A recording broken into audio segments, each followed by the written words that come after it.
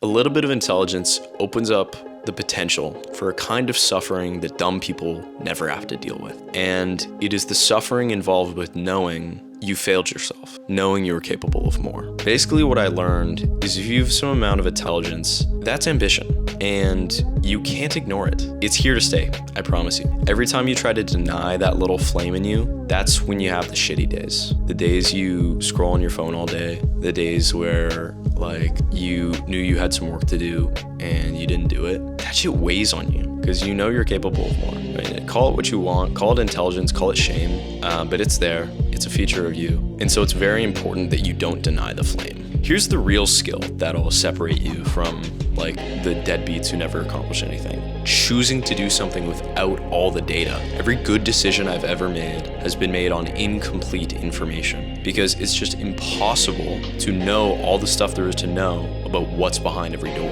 And so that basically just leaves you with two options. You either walk through a door without knowing what's on the other side, or you stay behind all of them and never go anywhere. Let's talk about that second situation first. You stay with all these options in front of you, and then maybe one rolls along in your life that's more of a window, right? You can see what's on the other side. If you make X decision, Y result will happen. Those are like the least rewarding doors you can walk through. The least rewarding. Like, do you really want to get to your deathbed and be like, I made the safest decisions? That's such a lame way to have hard experiences. Like, hard experiences you don't choose. Oh, that's such an L. The biggest decisions you'll make in your life, you'll either A, know exactly what's on the other side of that decision, or B, your hand will be forced. And then you just have to like cope with like, it might not have been my choice whether I needed to go through this hard thing, but it made me stronger. Like, come on, wouldn't you much rather live a life where the hard experiences you have, you chose? So this is the one path, right? Is like the lukewarm, you only ever make decisions with complete information.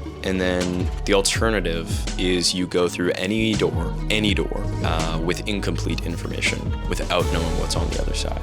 And boy, this is when life starts. This is when like really interesting life begins. Because as soon as you get to the other side of one of those doors where previously you had no idea how it was going to go, whether it would work out, whether it would blow up in your face, but you made a decision to open yourself up to the possibility that it would blow up in your face. It takes some strength. That takes some strength. And when you get to the other side and you realize you're still alive, confidence, dude. When you get to the other side of something that you knew could potentially blow up in your face, and you're like, shit, I'm still here. That shit makes you confident. For example, let me tell a story. So when I was 18, I got a message from a dude on Discord, and he said, hey, my buddy wants a guy to come make him videos in Silicon Valley. And so I talked to his friend, and his friend's like, here's the deal. We'll give you a week to make a banger. If we like it, like, you can stay, you can keep making videos, build up your portfolio, whatever. Mind you, I live in Canada in like the middle of nowhere. And so I would have to like fly, solo travel for the first time in my life. I basically had to convince all my friends and family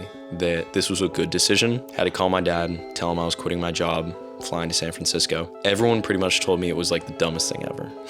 But in my head, I was like, I don't know what's gonna happen, and I'm just gonna figure it out. See what happens, right? Because the way I looked at it was like, worst case scenario, I'm exactly where I started, with a month wasted or whatever. And so I did it. I flew to Silicon Valley, and I was kind of blindsided, actually. I got there, and it was a completely different story than what I'd been told. I was told I'd have a week to make a video. I basically got there. He was like, hey, here's the deal. We already have a video ready to launch. We've been working on it with a professional, and to be honest, we don't love it. We hate it. We've been sending a bunch of notes back and forth with this dude. We still don't like it, but here's the deal. We're running out of money, so we need to post something like tomorrow. If that's your video, cool. You can stay. You can keep making videos for us. But if it's his video because like yours just doesn't stack up, then you can just go home. And so they gave me this ultimatum to outperform a professional videographer in 24 hours. And I looked them in the eye and I was like, I'll do it. I'll make a better video in a day. And so, yeah, that's exactly what I did. I like scripted this whole thing. I filmed it. I edited it. We shipped it the next day